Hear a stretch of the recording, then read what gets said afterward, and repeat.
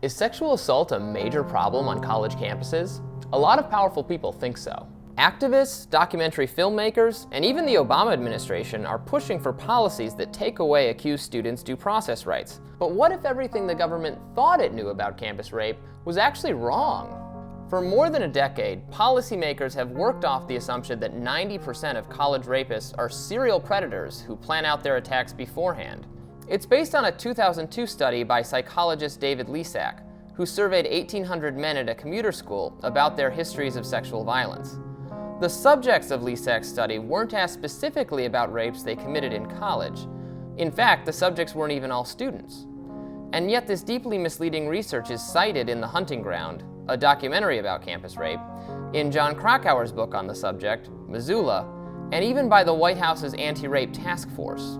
Dr. Mary Koss is co-author of a new study that disputes Lisak's work, and Lisak is doing everything he can to discredit it. The group of people I worked with were interested in examining the serial rape assumption because it's been around for a long time.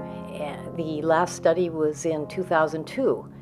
The serial rape hypothesis is widely used. It's a foundation for how campus police think about who they're looking for. The campus judicial response is oftentimes designed in ways that assume a serial predator. Policy, even at the federal level, is also makes frequent reference to serial predators. Well, we found that there were 3 patterns that men showed, and there wasn't the 4th. The 4th that we didn't find was the consistently high pattern of men raping over and over again over time.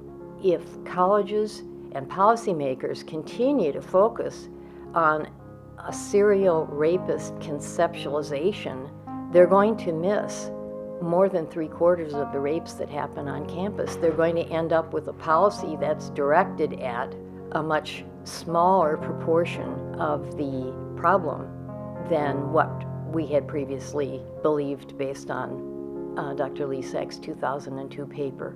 We sent the research to the Journal of the American Medical Association because we thought it was important work, and at the same time we wanted it to have the highest level of scrutiny for its soundness as science. The immediate response was pretty positive. However, a group of people, including Dr. Lisak and James Hopper, expressed concerns about the paper.